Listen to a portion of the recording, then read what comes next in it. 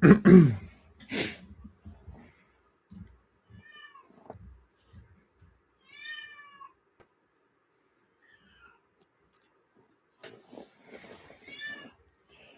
back, everyone. It is your friendly neighborhood president, Sky. And tonight we're going to be talking about, was the 2020 election stolen in the state of Georgia?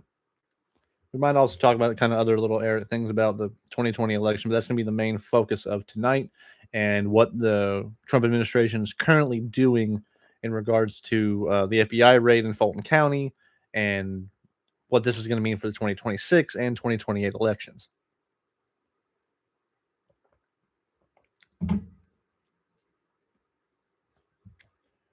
So let's wait a second, let everyone get in here, and then we'll start what I'm sure will be a very lively debate. Anyone who pops in, feel free to jump in the chat. Let me know how you're doing, how your day was going, and let me know your thoughts on tonight's topic.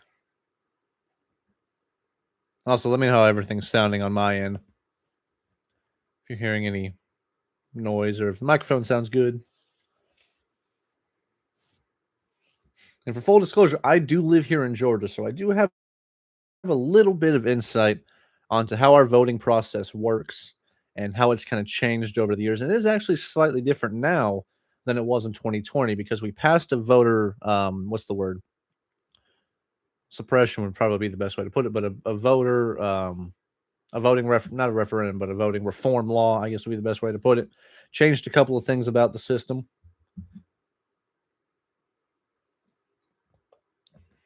And just for background, I vote by mail in my elections, or at least that's generally what I do. I actually am pretty close to my precinct now in my house where I live now. But the way it used to work is before elections, you would get requests all the time in the mail. And what it would be is you would get a pre-printed ballot request. And all kind of different advocacy groups would send them to you in the hopes that you would fill them out to get your ballot. But you would not get a ballot. You only get one ballot. You have to request it from the Secretary of State's office or actually from your county registrar. And they send it to you, and it'll be specific to your locality. So if there's statewide races, but if there's county races, city races, what have you, you fill it out and mail it in. And they've actually changed that slightly recently. And I believe it is now against the law to be mailed a request for a ballot. You have to do it yourself. You can go to the Secretary of State's website. You can pre-fill out on the information, print it out. They actually used to provide the postage for you. You didn't have to put postage on it to mail it. You also have to do that now. Those are the main differences I've noticed in voting by mail. And if you decide that I filled out my ballot wrong, I want to go vote in person, you have to then you have to turn that ballot in at your polling place and say, hey, dispose of this. I don't want it. I don't need it. And the great thing about Georgia is every county has a website where you can go, put in your information. You can see your ballot. You can see every election you ever voted in. You can see that your ballot, if you did a mail in ballot, that it was accepted, that it was processed, and that you can see who you voted for. So you can make sure that your vote was casted correctly. And the big issue here in Georgia, especially with this FBI raid, just for a little clarity, they raided Fulton County. And Fulton County is where not Georgia, is where Atlanta happens to be, which obviously in Georgia is where most of the people here live. So what tends to happen, at least happened in 2020, also happened in 2022, a little bit in 2024, but all the counties in the rural areas of the state, they come in quick because some of these counties literally have hundreds or a couple thousand people. So counting their votes isn't hard. And the way most counties work, and this is generally true amongst the entire country, is ballots are collected and then they're sent to a central place to be counted if you have a mail-in ballot, which obviously in 2020 we had a lot of those. But places like Fulton County where Atlanta is, or like in Michigan where Detroit is, because there was also a bunch of misinformation about stolen elections there, you have to wait for all those ballots to come in. And since you have upwards of 1 million people in Atlanta, that process is going to take more time. And just like every other place in the country, you have poll watchers, you have all these people there, Democrat and Republican, to make sure that nothing shady is going on. Now, the problem that you have is people will start fibbing. They'll start telling lies. And they'll say to get attention on the news or to gain traction to give someone's agenda points, they'll say, well, I saw this, that, and the other. And they'll fill out a statement and submit it. But then by the time that case goes to trial, and this happened constantly in 2020, the judge would say, all right, well, where's your evidence? And they would say, well, here's this affidavit. And the judge would say, well, this has been withdrawn. The person who wrote it has withdrawn it, because what ends up happening is you write a crazy statement to get attention, realize that it's perjury since you can't prove that it happened, and then you withdraw it because it was nonsense. Now, in 2020, what ended up happening, as was President Trump's right to do, he requested recounts, which was fair because the election here came down to about 12,000, at least on the presidential level. There was a recount, there was a second recount, and then there was I think it's called an MLP. Actually, let me double check this. I have the article in front of me.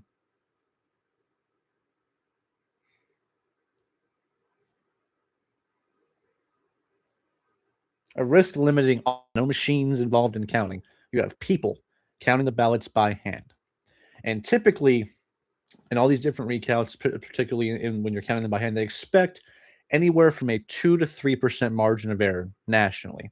In Georgia, there was a 0.78 margin of error in counting those ballots between the original number and what they got. And all the ballots kept returning basically the same number, 11,000 and change. So there's no difference in any of the counts. They were all the same. Another thing to point out is the Secretary of State, Brad Raffensperger, and the Governor, Brian Kemp, who were in charge, whose administrations were in charge in the 2020 election, were also in charge in 2024. So it's a pretty safe bet that if they were going to steal the election, one, they would probably steal it for the Republicans, which they are, and also Trump is, and two, they would steal it again for the opposition. Because it wouldn't really make sense for them to steal it once and then not steal it again. So it's just all this silly nonsense. And people want to say, oh, well, they're pulling suitcases, this, that, and the other. There's vans delivering ballots. Yes, because they have to be sent to a central place to be counted. So you can't have 1,000 counted here and 1,000 counted there. They don't count them at the individual polling places. Your polling place is where you submit your ballot, they package them up, they box them up, and they send them to be counted. And at least in my experience with a mail-in ballot, you got to put your driver's license number on there or your social security number, something to that effect. It goes in one envelope, it goes in a second envelope, and then it goes in a wrapper, so to speak. But basically, there's 2 to 3 levels of sealage for this. So when it's opened, it can only be opened by the people at the county registrar or the people, whoever's counting the votes. So this is a short way of saying there was no voter fraud here in the state of Georgia. Actually, that's not true. There were 2 counts in 2020, 2 instances of voter fraud. One of them was a lady who voted for Biden, who voted as Mrs. So-and-so because she was an old lady, and the traditional thing was to vote as Mrs. your husband's name. So that was investigated, found out to be true. The only other claim was a fraudulent claim by a Republican trying to submit a note. Voter fraud doesn't exist in this country at all. There were like 30 instances of it in the country in 2024. It just does not happen. And one thing we cannot do is every 2 to 4 years say, well, this election was stolen because I don't like the winner, just like people did in Pennsylvania, saying that Elon rigged it for Trump. No, he didn't. Trump won in 2016. He lost in 2020. He won in 2024. You don't have to like these results, but they are what they are. They are the truth. What's up, Al? Do you think Trump will hopefully die during his term before he gets a chance to run for an unprecedented third term? One, no, I do not hope that he dies. I hope nothing bad happens to the president of the United States, FBI that are watching. But on a serious note, no, I do not want a President J.D. Vance because while Trump is evil, he's an evil, doddering old man. Vance is an evil young man that really is in with all these tech oligarchs. You do not want a President J.D. Vance who then has the chance to be the incumbent President J.D. Vance. I don't think Trump is going to run for a third term. Even Gavin Newsom has swapped on this saying, well, he's just too old. If he was younger, yeah, he'd probably try it. But even this Supreme Court would not let him do that. It would go nowhere. Now, would it cause mass anarchy in the streets? Probably, but no, I do not hope that he dies. Now, will he die in this term? I don't know. He's not exactly the healthiest man in the world.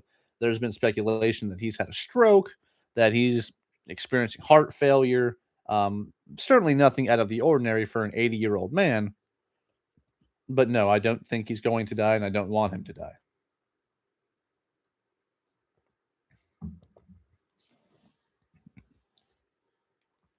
But in terms of the 2020 election in Georgia, all this stuff Trump is doing, it's just a dick waving contest. And he just keeps making himself look like a petulant child. He's acting like an angry toddler. It's not enough that you staged one of the greatest political comebacks in history. You were voted out and you were voted back in. That in and of itself is impressive, but his ego just won't let it go. And it's very likely you're going to see similar things take place in Pennsylvania and Arizona and all the swing states in 2020 that he lost. And the dumb thing about the Stop the Steal movement in 2020 was in Georgia, you were hearing things like, count the votes, count the votes. Any place where Trump was behind, they would say count the votes.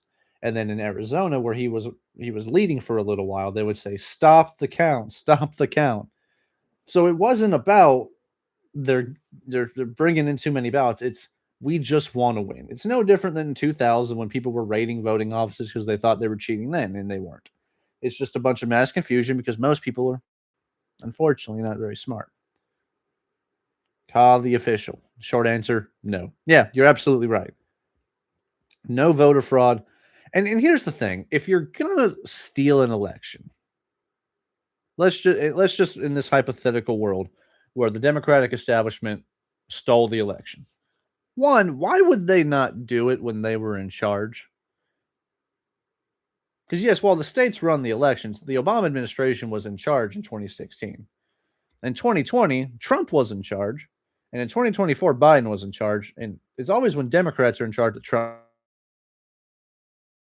wins. I find that awfully odd. Now, where was this? In 2020, the Department of Justice, Trump's Department of Justice, found that there was no fraud, and because of this, there was a resignation. Who was this person? I want to make sure I get the name correct. William Barr, who was Trump's Bill Barr, who was Trump's Attorney General, resigned because of this nonsense. Because he said no, there was no fraud. There were dozens of court cases that were thrown out, including by Trump appointees. There were tons of cases. There was just nothing. There was nothing to be found. His own Justice Department didn't find anything. And again, if you're going to steal an election, you're not going to lose seats in the House of Representatives. You're not going to narrowly get the Senate by the skin of your teeth. And you're not going to have Republicans cooperating. Because you can say what you want. They may not like Trump personally, but he governed in a way that they enjoyed. They liked his Supreme Court picks. They liked his tax cuts. There's no reason for Republicans like Brian Kemp to steal the election from Trump. It just doesn't make any sense. And ultimately, it's just conspiratorial nonsense. So it's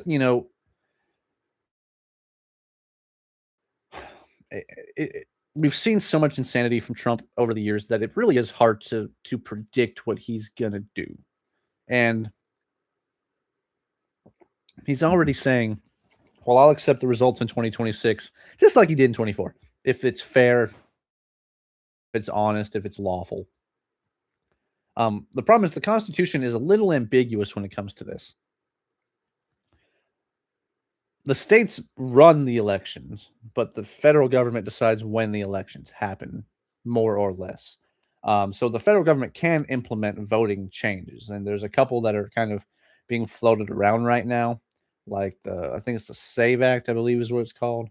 And basically, what it's doing is just it's a voter purge. So, for example, if you are a woman and you register to vote, and then you get married and your name changes, this law would wipe your vote off the books if you didn't update your voter registration. And most people, I mean, I'm thinking about how many dozens of people drive around with expired, tags and licenses. How many people don't update their voter registration? So it's always about suppressing voting instead of opening it up. Here's an interesting question. How about if you swap Buchanan and Trump's presidency? So Trump would be Lincoln's predecessor, and Buchanan would be Biden's predecessor and successor. Okay, so let's do the first part. If Trump is Lincoln's predecessor, huh? I think secession still happens, but you wouldn't have John Floyd, who was the Secretary of War for Buchanan, secretly sending munitions to the South. You would have just had Trump out in the open saying, "We're going to let you secede, or we're going to help you." He would have made the secession crisis worse. If Buchanan serves in Trump's place, then next to nothing happens. Buchanan was in the 19th century equivalent of the presidency was very much an administrative role, so it would just be a lot calmer. You would not have, let's just say Buchanan was a 21st century candidate. He would not have fumbled the COVID crisis probably as bad, in the sense that he wouldn't have gotten as in the way. Um, he would not have been an active president in any sense of the word, because that's just not how he was. But I think Trump going back in time would make it worse. Buchanan being before and after Biden um, would probably make it better. Because Buchanan's biggest issue was he was just in the wrong place at the wrong time. His presidency, outside of civil rights, Supreme Court decisions, and the Civil War, he was just a lackluster, middle of the road administrative guy. But Trump is not only a bad president and the worst president ever, but he is actively bad. He is aggressively and actively doing dumb shit all the time to make people's lives worse.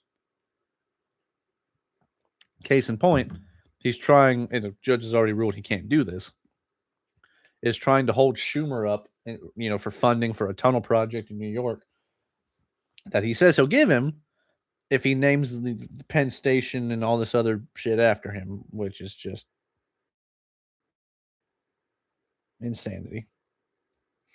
He's putting his name on the Kennedy Center, but that's a memorial. It's the Donald Trump and John F. Kennedy Memorial Center now. But Trump's not dead. So he's putting his name on a thing for a dead guy, but he's alive. And now he's shutting that down because the ratings and the attendance have been so dog shit that he's, we're going to renovate now. And it's just, we are the laughing stock of the world right now. To the point where, and I was talking to my buddy about this, it's not even that, because we can, like when Biden got into office and said America's back, Newsom or whoever the next president is, can try to repair our relations with our allies all they want. But now it's that the people of Canada and Britain and Germany and France, it's not even that they don't trust our leaders. They don't trust the people. Because we keep putting these dumbasses in charge that do these dumbass things. So you could understand how they're going to be a lot more weary to let us back into the fold and into the fray as much as they can stop us. If they're just afraid this is going to happen again. If they're worried that in 4 or 8 years we're going to elect of J.D. Vance or of Josh Hawley or, some crazy, ex-MAGA. Now, luckily, MAGA is going to die when Trump leaves office. No one's going to be able to carry that torch the way that he has. Pence wouldn't have been able to do it. Vance isn't going to be able to do it. It's going to be a lot different. And because MAGA is fracturing, you've got Shapiro and Owens and Fuentes and all these people infighting about how crazy they're willing to be. That, it's like Shapiro, who is to the right of center, of course, but he's an educated conservative. And then you've got people on the right that are like, oh, no, I'm a Nazi and Jewish space lasers and all that stuff. But no, the short answer is no. The 2020 election was not stolen, not only in Georgia, but in no state. And people keep saying, go watch 2,000 Mules or whatever that shit's called. And I keep telling them, yeah, I'll go watch that right after my viewing of Loose Change. It's just concerning to me how many people not only believe this stuff, but are capable of believing it. You watch like late night shows and they talk to people on the street and they ask them what seem to be common sense questions and they often get them wrong. But it comes into stuff like there's being dumb and then there's being actively stupid.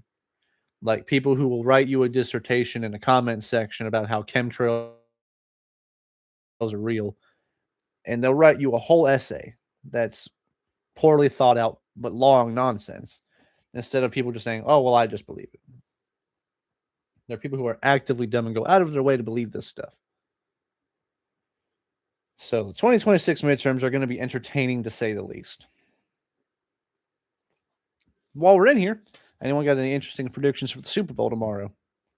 I am very much hoping that my Patriots take home yet another ring, but I'm not a naive nor ignorant man, and I'm fairly certain that the Seahawks are going to stomp them. But I hope that doesn't happen. But I'm prepared emotionally if it does. So if the Patriots win, I'll be pleasantly surprised. And does anyone have any interesting topics that we should potentially talk about next week?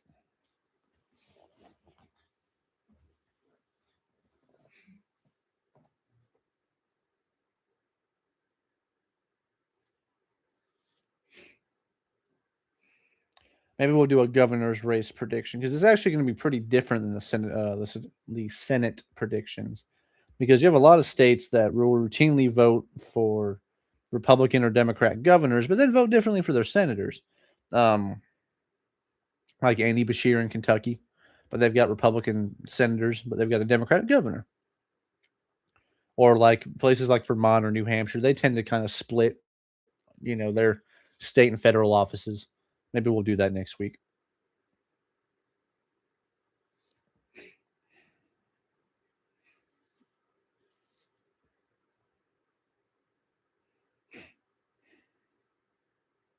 Do you think Zachary Taylor would have been a great president if he lived, and hopefully he would have chosen a different running mate in the 1854 election? That's not Fillmore. I mean, I think Zachary Taylor was fine for the year and a half or so that he was there. I respected the fact that despite being a slave owner himself and not really being that politically savvy, because he was a general, that he was willing that he was, actively not going to sign the Compromise of 1850 or what became the Compromise of 1850. He did not want to sign any legislation that would expand the institution of slavery. Now, obviously, he didn't realize that the Dred Scott decision was going to come down the pike later and basically invalidate the Missouri Compromise, but it had been repealed by that point anyway.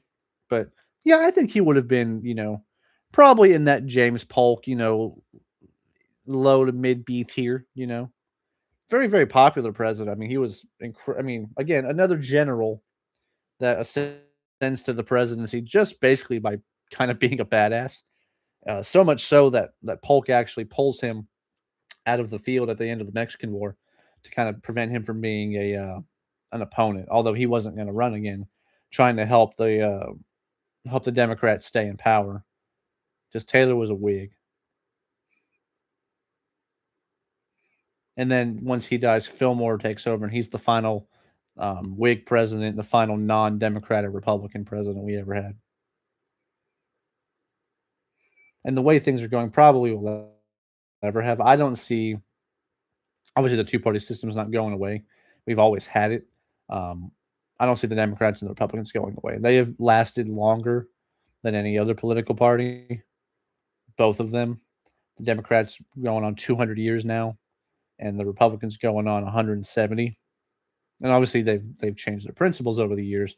One was more conservative, one's less conservative than they were in their original foundings. But I think we're going to be pretty used to the D and the R for the next bunch of time.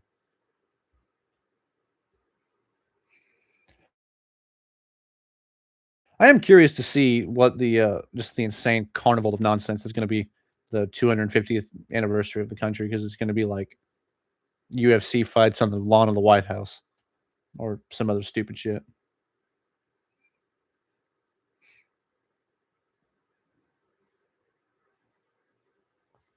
And now you got me thinking. Now I'm trying to think, where did I put Zachary Taylor on my tier ranking? Let me see. I'm fairly certain that I saved it.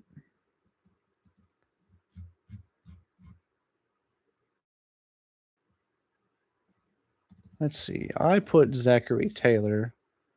I put him in C tier, which I think is fair. I think if he lives, he's probably up in the B's, in the yeah, I put Polk at A. So yeah, he would have been in the B tier somewhere in that Madison Monroe kind of area in terms of success.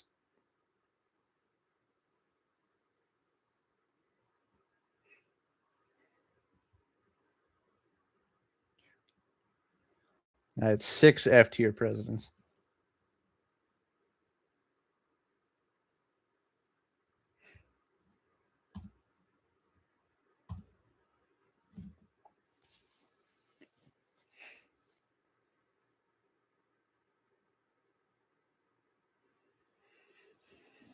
The real question is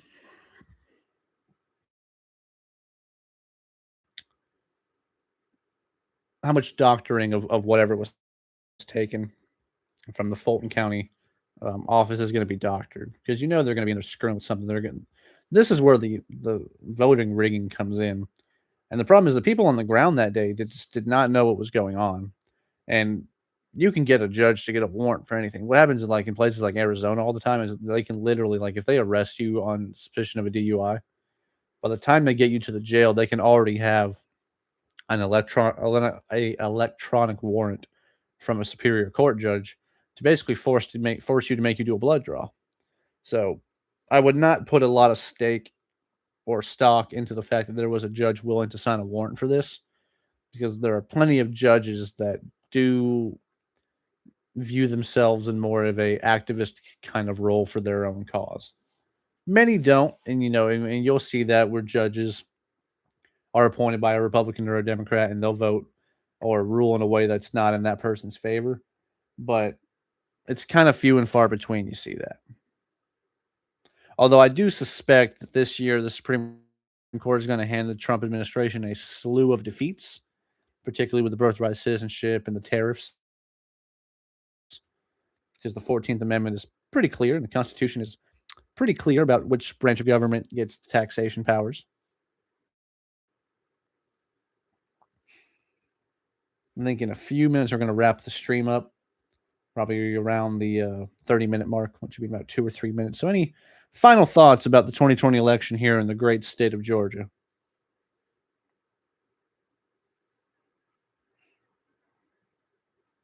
And or predictions for what a shit show we're going to have in 2020. I guess at the end of this year, but then in 2028. Because Trump is not going to accept the results in either case. And if he keeps doing this goofy stuff, he just might cost Republicans the Senate. Because Texas and Alaska are in play. And Maine and North Carolina are going to flip.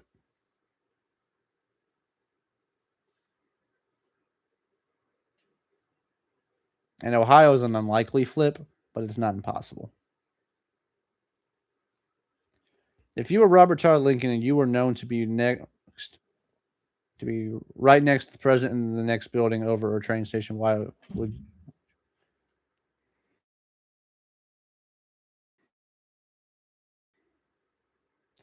I think what you're asking is if I were Robert Todd Lincoln and I knew I was near a president, what would I do?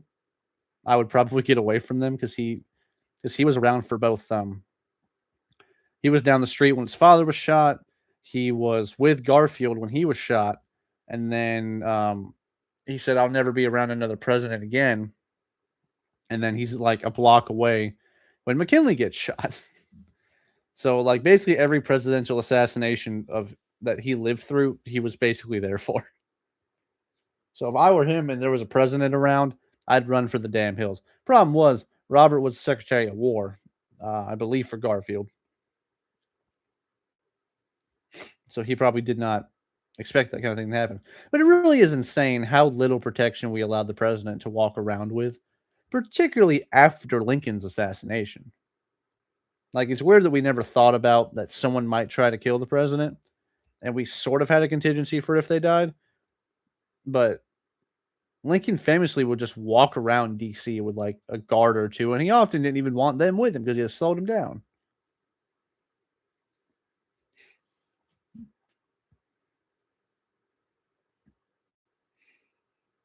I think we're going to wrap it up here, guys. I do appreciate everyone for popping in and discussing things. Look forward to next Saturday's stream. I think we'll probably do a governor's race prediction for 2026. See how we think that's going to shape up. Talk about he was also at Harding's speech. Oh, was he at Harding's speech when he got shot? Good God Almighty! Robert Todd Lincoln was bad luck because he fell on the train tracks and had to get pulled off. But everyone, thanks for popping in. Remember to like, share, subscribe, comment on other videos that you may enjoy. Watch out for the new content as it keeps coming. I'm working on a failed campaign right now for Al Gore, and then we're going to get going into the series about who's going to be the next president. I think we'll probably kick that one off with Gavin Newsom. But thanks for popping in, everyone. I hope to see you next weekend. And until next time, never stop learning.